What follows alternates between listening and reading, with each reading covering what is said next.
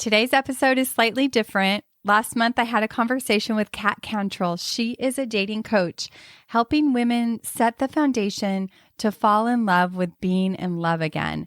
If you're not single, don't worry. Her wisdom is applicable all over your life. She and I met at a business mastermind, and we both host podcasts. We decided to have a conversation that we could share with both our audiences. So today, come into the room with Kat and I for a very casual conversation behind the scenes of the work we do, the ways we've gotten in our own way, and a peek inside of what's possible in love, life, and relationships. Grab a cup of your favorite warm beverage and enjoy. I'm Carla Reeves, and this is Differently, a podcast where we explore the ins and outs of what becomes possible when we're willing to think, do, and show up differently to the moments of our everyday lives. So Carla and I are in a coaching program together, and we met. I've been in this coaching program for over a year. And Carla, when did you? It was just recently, right? In June. In June, and I think I've told Carla this, but I like the moment that she came into the group and like I saw her, I was like, I need to talk to her. There was something just so glowy about you. Like I could tell that you were my kind of person. So I felt that, and the feeling was mutual. I felt the same way. And I think we connected like really quickly. We did. And then we ended up in the same mastermind, which was great. So, and then we were talking about being, here having this open conversation, because even though the both of us do something completely different, there is some similarities with the work that we do with our clients. And we both felt that we could, both of our audiences could benefit from just having this kind of coffee talk, even though we're not having any coffee, but just having this like open conversation about love versus fear. Or is that what we decided that we were going to talk about today? I don't think we've decided. I think we're just talking about love and life and how we get in our own way around all of it. Right. Right. And I think, and we both have a podcast, and this was like a great opportunity to just bring a conversation together that could benefit everybody. Yes, I agree. So I know that the holidays are around the corner, and I feel that I worry because there's this unnecessary pressure when it comes to expectations, because it's not just like for my work, for relationships, like finding someone, but also it's the end of the year. Like, what have I accomplished this year? It's the expectations of the pressure of, what have you been able to do with yourself this year? And I feel that and then going through the holidays on top of all of that is can be such a difficult time for people. That's so true. There's a lot. I mean, there's like, you don't even like things we don't even think about. Like we always think the holidays and there's so much busyness and so much to get done, but you're right. There's so many other pressures and maybe, things that are incomplete. Like we're reflecting, right? We're reflecting and we're thinking back to what we were going to create this year. And did it happen, and judging all of it. And when in reality, there's like an opportunity. It's such a beautiful time of year, to reflect and to think back and to create what's next and, all of that. But you're right. I think there's a lot of noise and heaviness that permeates all of it. And maybe it doesn't need to. I think it's unnecessary. I think a lot of it's made up I think some of it's commercialized, meaning the old commercials of like Thanksgiving and Christmas and having this picture perfect life and relationships. And I think that social media has added a lot of pressure to all of that too. But for me, I know that I always use this time as a time of reflection to think about how far I've come this year. And taking this time to reflect on the wins that I've had this year and what are the things that I have been able to do with myself this year, instead of focusing on everything that I don't have, focusing on everything that I do. Because I do, there's a quote that actually Brian and I, my partner Brian, were just talking about this, that, do you remember Dr. Laura? Yes. My mom loved her. Yeah. So Dr. Laura, even though you may, and this is probably dating us, she had a talk show, what, in the 90s, 80s and 90s? Yes. Where she was very conservative, but there was a lot of things that she said that really rang true that I felt when it came to love. And one of the things that she said in relationships, and this can probably hold true with everything, is the moment you start focusing on everything that you don't have, that's when you're in trouble. So true. I always share this video with my clients. It's called The Missing Tile. And it's how we, like the premise is like you're sitting in a classroom and like looking up and, the roof and there's one missing tile, and how we can just get focused on the one missing tile instead of all the tiles that are in place, and how we do that all over our life. Like if we're wanting to get pregnant, all we see is pregnant women and then feel sad that it's not happening for us. Or if we're single and we want a partner, we see everybody with partners and how happy they are. And I mean, it's just all over, right? Gosh, I've never heard of that, but that is absolutely, you're going to have to share that video with me. That sounds great. I totally will. It's a great video. It's a great video. That is so true. And it's one of the key things that I teach single women is to stop focusing on the end result. Like, focus on the now, focus on yourself, focus on create the life that you deserve without putting that piece into it. Because if you can't be happy in your own skin, just being you and living your own life independently, it's going to be a struggle to find something to fill that void, to depending on someone else to fill that void in your life when you're not being able to fill it yourself, is a really difficult thing to go through. There's so much synergy, I think, in the work you do and the work I do, and like the foundation of where we come from, because that's exactly right. Like in the work I do with people, it's, it's like, I call it the someday illusion. Like someday I'm going to have this, and someday when I have more money, and someday when I lose weight, and someday when, right? Someday when. And really it's about, don't wait. Like that's my mission, is like to help people start living their life now. Don't wait. And it's all about really thinking about what is it you want to experience, and what is it you want to feel, and what can you do right now in this moment to create more of that in your life. And then as you become more of that, you attract more of that, right? Instead of looking for somebody or some job or the next house or the next raise to make you happy, you have to start cultivating that right here in this moment where you are. And then you attract, right, more of that into your life, and you start to see more of that. It's an inside out. I told you when we were chatting before, like I lived most of my, like half of my life, like so focused on everything on the outside and trying to have that line up just so, and then I was going to be happy. And I like knew, like through a huge pivot point in my life, that something had to change. There was something more possible. I didn't know how to get there, but I made it my mission to figure it out. And the figuring it out that came was that I had to start on the inside, and I had to start cultivating my inner life. And my, that involved cleaning up my thoughts and cleaning up the ways I perceived myself and the world around me, and like cleaning up the environment of my mind.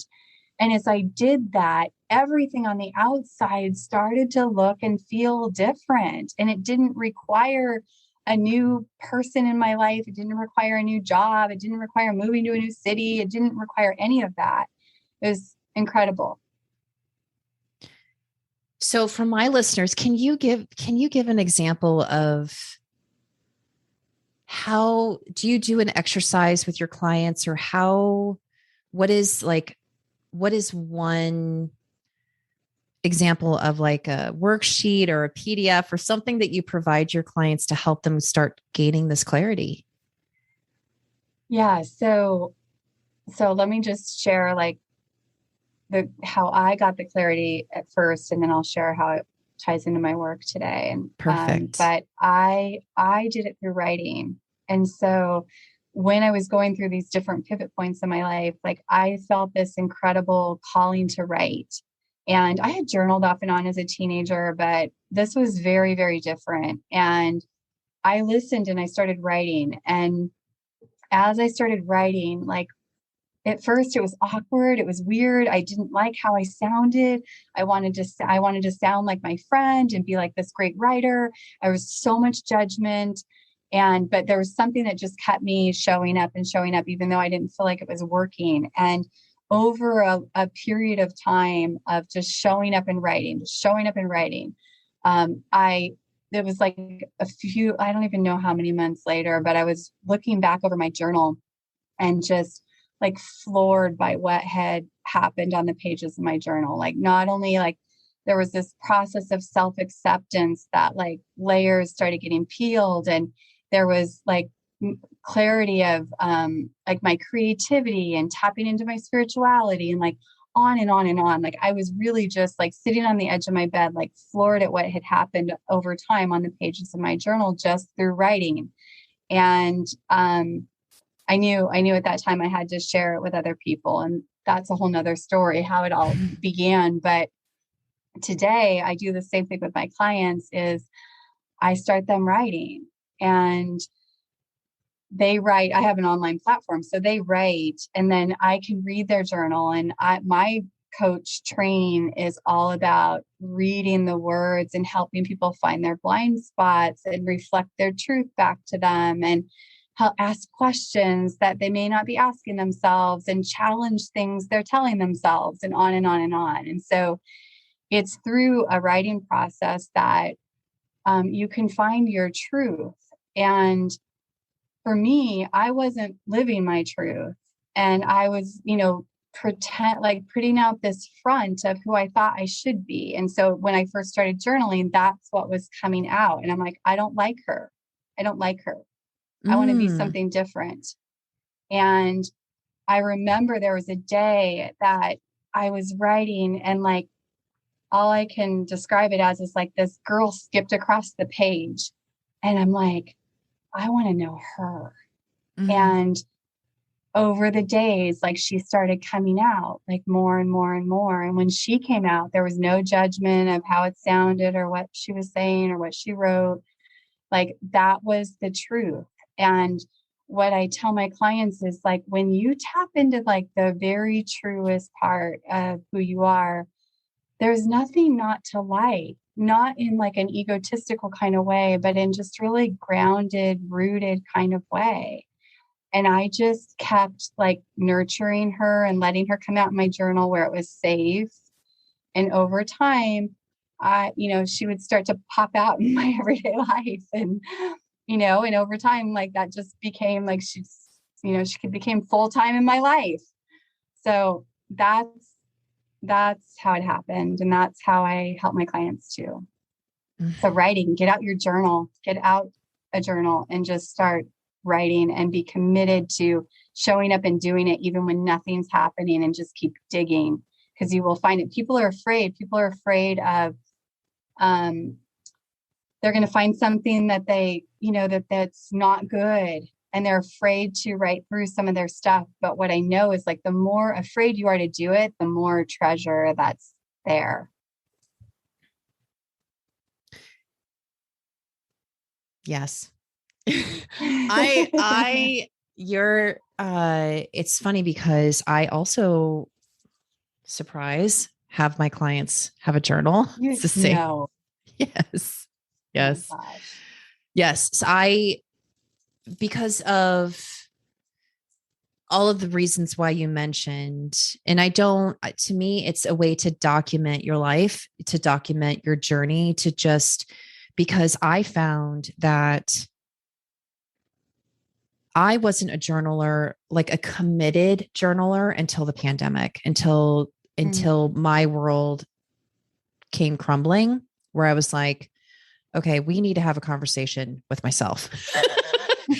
Let's talk. I need to have a conversation with her. What's next? Right? What are the next steps? And I fell in love with it. I mean, when you make a commitment to something like that, to where you're having this ongoing daily conversation with yourself, you look forward to it. You do. You do. And we were talking about clarity, like before we went live, hit record, we were talking about clarity, but to me, that's what journaling is, and writing, journaling, I think, has a lot of baggage and stereotypes around it, but it's really just writing. But like, I can sit down for 5 or 10 minutes now and I can be in my head thinking about something and feeling like I don't know, and I don't know what to do, and like on and on. And then I can sit down and write now and just like that, just have absolute clarity about something and peace, or, it's like, it's the practice, like, just gets better and better and better. It does. And there's some days where it's all I write is affirmations, because there might be some days where I'm like, I got 5 minutes, but I want to make sure and keep this time and commitment to myself. And then there's some days where I'll write 4 or 5 pages. And those are the days where, like, just like you said, like I used to teach my clients where it's just start with a sentence, or start with 2 sentences and see what happens. And then just allow yourself to relax and allow the thoughts to keep going. And I don't think that people spend this time on themselves, and they lose that, just like you said it, they lose that conversation with themselves. They lose that relationship and that conversation, that inner conversation. And yet they are afraid to have that conversation because of what's underneath there. And so for me, part of her journey with me is not only documenting of her thoughts and her feelings, but also to figure out and plan out what is it that she wants in her life. Like, what are her expectations of herself? What is it that she's seeking out in a partner? What does she really want? Because what she notices is that when she first starts using the journal, she may think that she knows what she wants. But as she slowly journals and allows more and more to come out and really start having that relationship with her, when she goes back, she's like, I can't believe. And I'm sure you run this with your clients too. Oh, for sure. I can't believe who I was, who this person was, and what I was looking for 6 months ago. I am not the same person. That's exactly right. Even though they are. Yeah, exactly. I think it's like those surface wants and needs. It's like yes, pressures from wherever, that we have, that we think we need to be this, or we think we need to be that, or thinking we need to want this. And what I find, and you probably do too, is that people know what they want, but they've maybe never given themselves permission to let it out.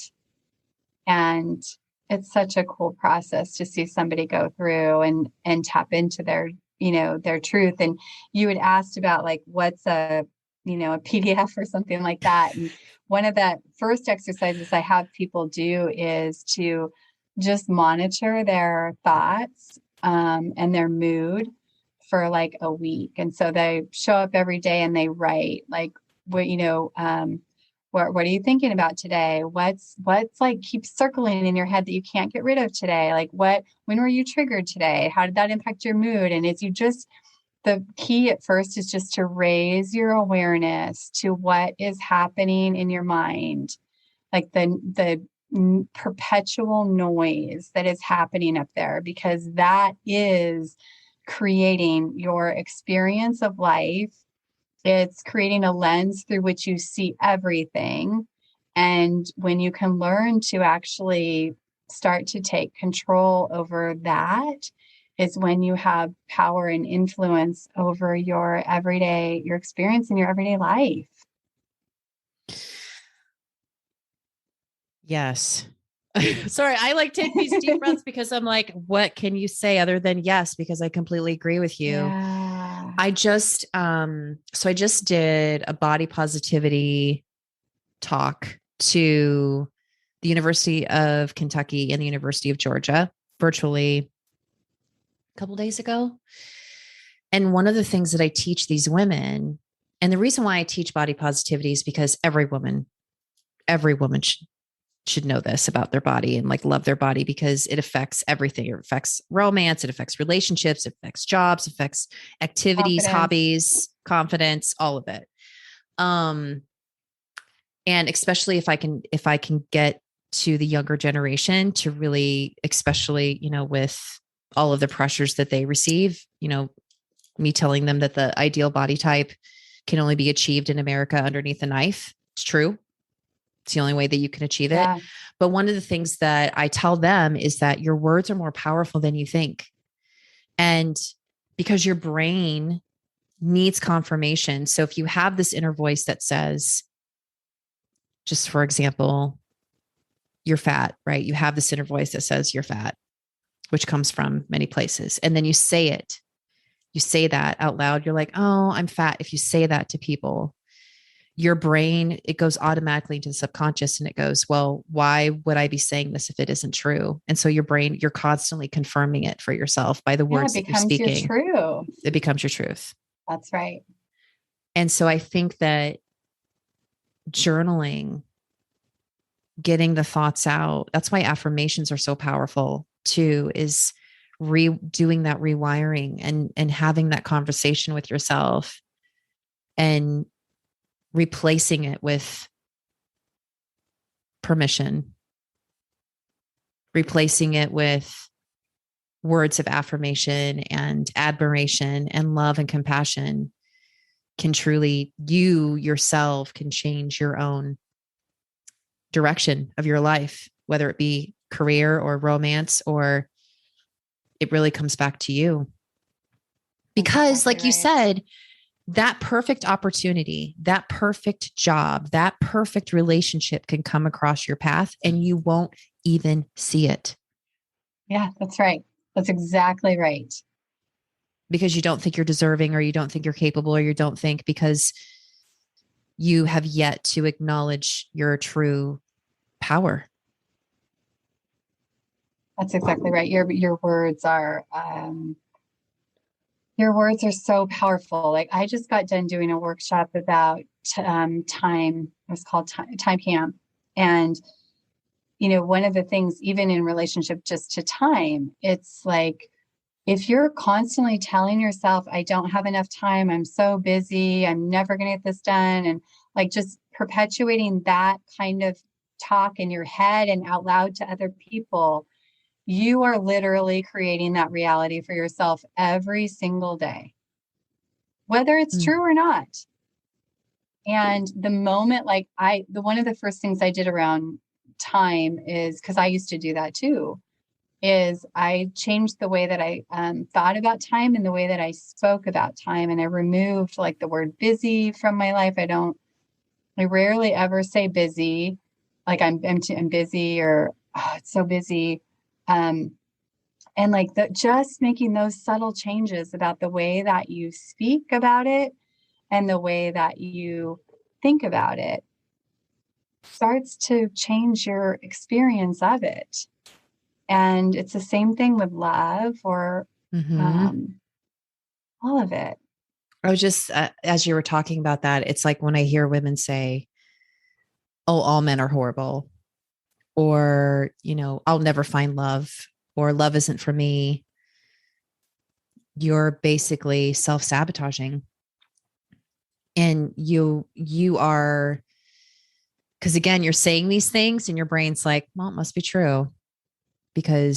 And that's all you're going to seek. Just like how you were talking about how, because your brain wants that confirmation. If you say all men are terrible, then you're going to seek out every single like opportunity to prove that men are terrible. I mean, humans have capabilities of being terrible. Humans, right? It's not just men. That's right. What you focus on grows. You know, if you're focused on that, it's all you're going to see. Right. That's right. Right. Because you're constantly seeking out confirmation for that. Yeah. Yeah. Because you don't want to be wrong. That's exactly right. We like to be right as humans. We are very attached to being right. And we don't like being told what to do either. It's not easy either. It's really, it is. It's amazing that we all get along as well as we do. No. I'm always like, constructive criticism. I'm happy with constructive criticism. That's fine. I'm more than welcome to take that on. But I've learned with social media that sometimes people give you their opinions that you shouldn't bother with. So yeah. Or take their advice. You're like, I'm good. I'm remembering like working with somebody that, you know, she had like a story about, you know, not being valued, like other people didn't value her or see her.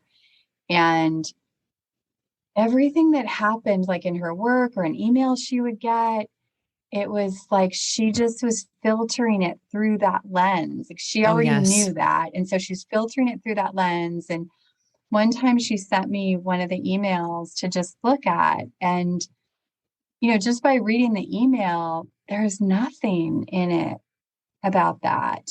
Right. And that's the distortion that we create for ourselves. Right. And it really does start on the inside, because as you start to take responsibility for your own critical voice and for the stories that you're telling yourself and identifying the places that you're fabricating, you know, nonsense and untruth, and you start to clean all of that up, you clean up your lens through which you see everything. And there's a quote that it says, better keep yourself clean and bright because you are the lens in which you see the world. And it's so true. It is. And we have so much power and influence to change these things that we're not happy about. And right here where you are, you have the ability to start to shift that. And it doesn't have to be these big swooping changes or overwhelming change. It literally happens in the next moment where you decide to respond a little differently or choose love over fear or just shift your perspective ever so slightly. And that's what just lights me up so much about doing this work, you know, because it can shift something for people so quickly. And I'm sure you see that too. Mm-hmm. It's really, I used to, when I had the studio, the way that I love to describe my work with clients is, this is like,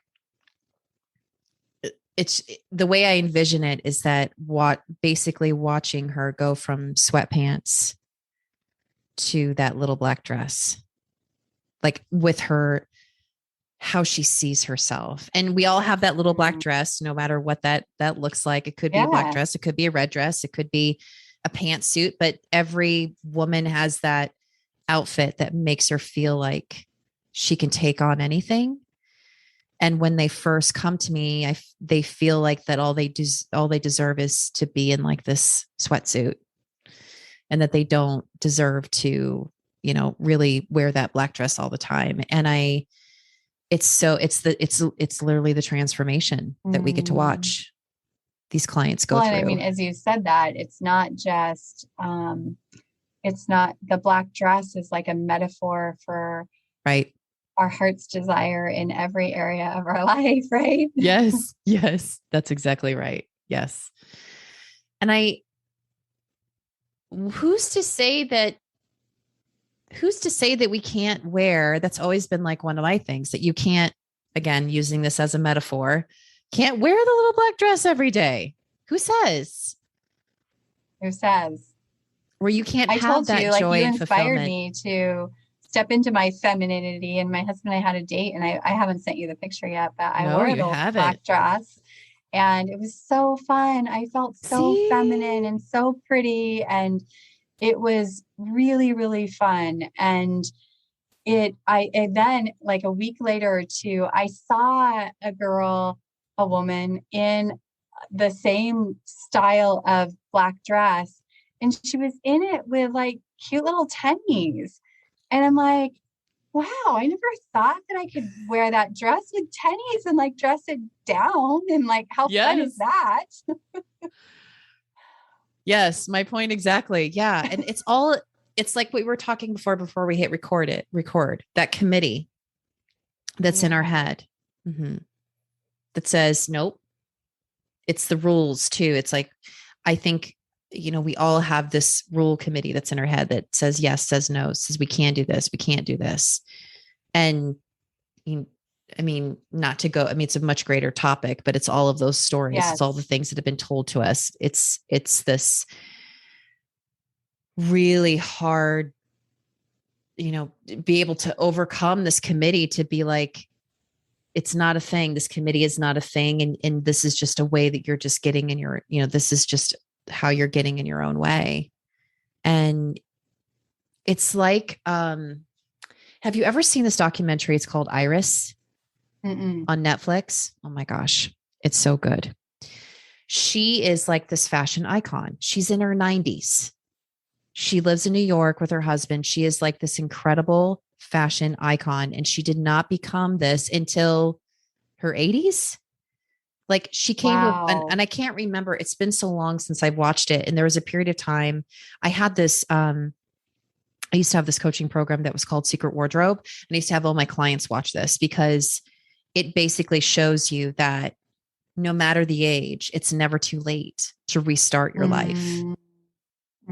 And she became just, she was in her, the funkiest glasses and these elaborate, amazing, beautiful, lush outfits. And I watch her and I'm like, I want to be that. Like now. Like in all ways, right? Not just in your attire, but right. Just your full expression. Right. And we think that it's all these other people that are holding us back, or it's these certain situations that are holding us back. It's never any of that. It's always ourselves. It's always ourselves. It is. Well, and that committee like helped you survive at one time. True. Right. Yes. This is how I think about it. Like they helped you survive at one time, but they are like long overdue in those jobs. Like they've been in those jobs way too long. It's outdated. They need I love it. They need to retire. They need to retire, or they need to like be like that 80-year-old woman and like take on a new life. Yes. Yes. And that's what's really possible, is like have gratitude that committee, it helps you survive at one time in your environment. The problem is we're adults and we're living with this committee that isn't required anymore. We don't need it. Yes. But we've never really known that or been told that. And when you can get the committee like on board and advocating for like this life you want to create, and you can show up for yourself the way you show up for your kids or your friends or your husband or your, whatever. We know how to show up for people. Like as women, we're so good at showing up for others. And when you can learn to start to show up that way for yourself in your own life, that's when life gets so rich. And you were talking earlier about, women not, giving themselves permission to do this work. Right. And I encounter that too. And I think that they feel like it's selfish to dedicate time to themselves. And what I always tell people is that I think it's one of the most generous things that you can do, because when you take time to get this outdated committee quieted or outsourced or in new jobs or whatever it is, you then get out of your own way and you actually become less self-focused, and you can truly be of service to other people. You can truly be there for people because there's not all this noise in your head. So you can be more present with your loved ones. It's just like ripples goodness to everything and everybody around you. So that, committee member that's been telling you that is an outdated rule. It does not serve you or anybody around you. And I'm sure, like, listening to and knowing you, that you believe the same. Yes. It's like you said, it was instilled in us in order for us to survive and reproduce, to get through what we needed to get through as children, to get to where if you want to be scientific and talk about why it's there, that's why it's there. And so as adults, you are absolutely spot on. It's not needed anymore. It's not needed anymore. Mm-mm. And I think this committee too prevents women from truly finding their partners, women who are seeking love, because this committee is like, they must be this, they must be this, they must be this, they must be this. And having her checklist, having her type, having her making all these rules, because the committee in her head, which is other people's voices and things that have been told to her throughout the years. What she for thinks me, it should look like, right? Right. Exactly. What it should look like. When for me, it's, let's not listen to the committee.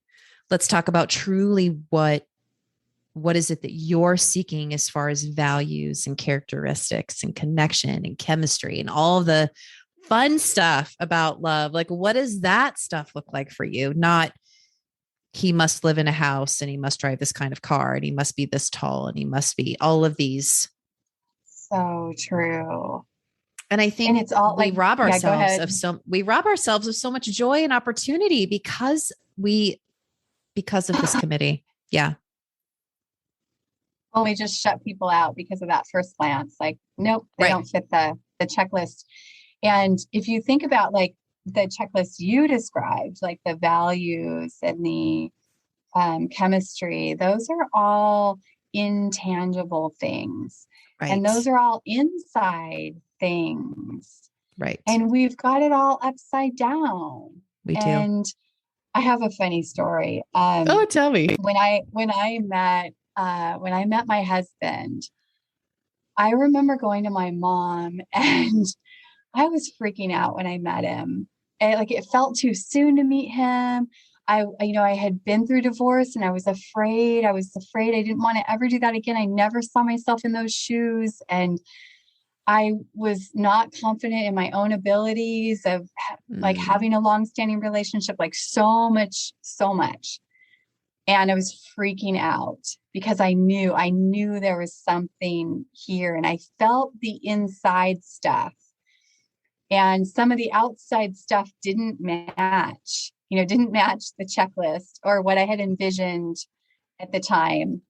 And I remember going to my mom and telling her, like, Mom, I just don't know. I don't know. He likes racing, car racing and horse racing. And I just had so much judgment about that. It sounds so ridiculous now, but I remember my mom was so wise. And she just said, like, what's wrong with that? Like, that sounds fun. Yes. That sounds fun. And like, she just completely opened my eyes, because in my mind I had all these stereotypical things happening and all these judgments. And like, she just cut through all of that. And she's like, that sounds fun. She's like, I might be worried if he was like, studying insects or bugs or something, like, and she just like completely lightened the heavy moment that my committee was making. Right. Yeah. And I had to bust through so many things like that. And I'm so like, he was so gracious in creating space for me to just thrash around and freak out. Cause I don't think we would have made it if he hadn't granted so much space. But in his heart, he knew I was the one, and we were like, he just knew, he had a knowing. And, it just took me a little bit longer to like settle in and like calm all of that noise. Right. Oh, thank you for sharing that. Yeah. It's so true though. It's because I just had I have a group coaching program. It's called the Peacock Room. And I just had a meeting last night. And I told Peacock Room. Yes. Yes. I know it sounds so fancy, doesn't it? I'd love to listen in on that meeting. Well, two of the women in there are online dating, and they were talking about the lack of matches. And there's a variety of different reasons why this happens. It's the fall too. Like a lot of people there's this saying where people will purposely couple up just to go through the holidays together and then break up. Oh yeah. I've heard and then break up after. There's so much anxiety about showing up and the judgment and what people are going to say, and on and on and on. So they'll couple up before the holidays, and then they'll break up after Valentine's Day. And if you're a listener and you know the term for this, I think it's called cupping or something like that. I can't, but there's a term for it. But I was telling them the same thing of what you're talking about, where I'm like, when you're swiping and you're looking at this profile, what is it that are you dissecting and going through line by line? Well, they like this, so that's a no. Like, are you like I did? Yes. Like, is that what you're doing? Or because that's, again, we do these things to protect ourselves, right? That's our ego that's trying to protect us. But is there something about, if there is just something about their profile that you're like, swipe right, like, don't even think twice about it. Just go for it, because you don't know until you actually meet this person face to face. You don't know. This is why people call people in for interviews, right? You don't just hire people based off of their resume. You call people in, you want to get to know them. You want to see the connection. You want to see if you jive. You want to see if this is a person you want to work with. It's the same thing with online dating. These are just resumes. And how can you, like, just because on the resume it says, went to whatever, or like likes to go to car racing. Yeah, exactly. Why likes the Indy 500? Nope, that's bad. Right. Nope. It's denying yourself joy. It's purposely allowing this committee to say, not good enough, not good enough, when you don't really know. And like, even applying for jobs, I've even told women that feel like they're underqualified for jobs. I'm like, you don't know. Apply for it. What's the worst thing that's going to happen? Exactly right. They're just going to say no, and you're going to be like, okay. Yeah. Yeah. And it might lead to a job. It might lead to a no. It might lead to a connection to another job. Right. Yes. I love that. I was just listening to something about like judgment versus discernment. And I think it kind of ties to what you just said, that when we're in judgment, we're just like all in our head. Yes. We're only using that faculty, and we're just like, it's just like harsh kind of critical judgment, with something under a microscope. And when you I think of it like sinking into discernment. When you're discerning something, you're using more of your faculties. You're using your heart, you're using your soul, you're using your intuition, you're using your head. And like, you're going to have like just such a different perspective and choice in that space, using all of who you are to determine that. And these are people, right? Like, they're not, this is not, there's so much disconnection right now. And to me, it's like also educating people that this is a person. that's sitting on the other side of the table. This is a person's profile you're looking at. Like, no one's perfect. No one's going to check off all of those boxes. No job is going to check off all those boxes. You, right? You don't either. And I've even said that before where it's like, well, I can't seem to find the perfect person. And I'd be like, well, you're not perfect either. Like, sorry, I'm not perfect. There's flaws that I have that, that I know that. I know. Right. Yes. It's so funny because Brian and I were just talking about this last night. We're talking about, because of the work that I do, we talk about our relationship too. And I'm so grateful. Like, he does the laundry. He just does the laundry. It's one of his acts of love. And he does the laundry, but he doesn't fold the towels and put them away in the closet. He just takes the towels and shove them and puts them in the closet. Now, could I be super mad about that and be like, fold the towels before you put them in the closet? Sure. But I am so in love with him. Like, he is like my partner. I'm so grateful that he's doing the laundry. Like, I'm not going to nitpick about the towels in the closet. Who cares? I've got clean towels in the closet, right? That's that exactly right. You have to figure out, what's really important to you and what isn't, and what are you going to allow this community to dictate and what are you not? And when are you going to truly sit down and really listen to that inner voice, or what voices are you going to listen to?